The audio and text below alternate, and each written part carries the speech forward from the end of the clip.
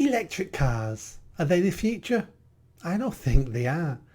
Electric cars to me are a little bit like the Betamax video that everybody went on about in the late 70s, early 80s and just disappeared because people didn't want it. It was a good product, but no one wanted it. So it disappeared. Electric cars are going to go exactly the same way. They're going to disappear over time.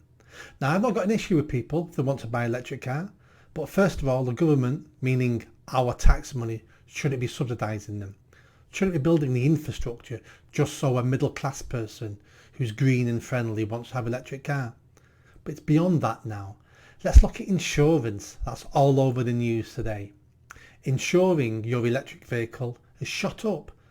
Some people have seen their insurance shoot up tenfold, from £500 a year to over £5,000 a year. Some insurance companies are now not touching electric vehicles. Why? I'm sure they want the money off these middle class idiots, but why? Because they set on fire. It's happening all the time. A week or two ago there was a bus set on fire. They're talking now that maybe the Luton Airport multi-storey car park fire may have been set off by electric vehicle, but maybe we don't know yet. But it's happening all the time. It's happening to those little scooters with batteries. They're exploding on fire as well. But then let's look at other aspects of electric vehicles. Most of the people in the country can't charge them. How do you charge your electric vehicle if you live in a flat, if you live in a terraced house? If you live in a normal house with no driveway, you're going to have to get leads from your house to your vehicle. Someone trips up, they're going to sue you. Then you have to look at battery life. That's the most expensive part of the electric vehicle, is the battery. Most manufacturers give you an 8-year guarantee and set a minimum of 70% of the battery life. So if your car battery deteriorates under 8 years old and it goes below 70%, they may replace it for you or fix it. That's not a great deal, because if it goes over that, you're looking at tens of thousands of pounds to replace the battery in your car.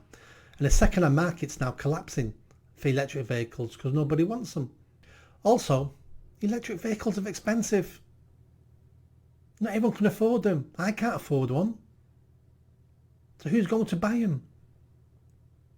And then most people who buy them because of the environment. It's eco-friendly.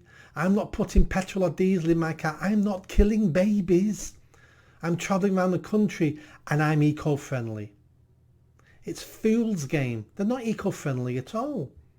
The batteries are made out of poisons that child slaves in Africa are digging up out the ground.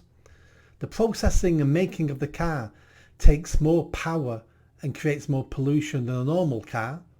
And then when you charge your car, you're not charging it out of thin air. You're charging it from the electricity grid, and some of that power is made from coal, gas, oil.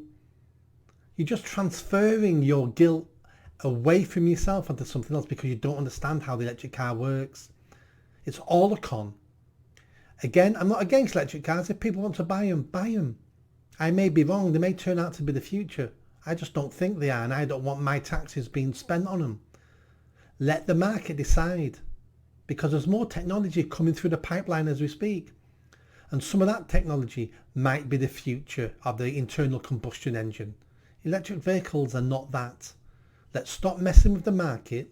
Let's stop putting all our eggs in one basket and saying electric vehicles is the way forward. Electric vehicles, that's the future. Most of the things we think are the future never become the future because we never understand what humans want, what humans will do, and other technology coming down the pipeline. Do you remember pagers? Before mobile phones, pagers, they'll change the world. No, they didn't. Something better came along and no one saw that coming. So, Nick Buckley for Mayor. I'm not going to be implementing any of this eco-green nonsense. You've got a choice. It's a clear choice. It's up to you. See you soon.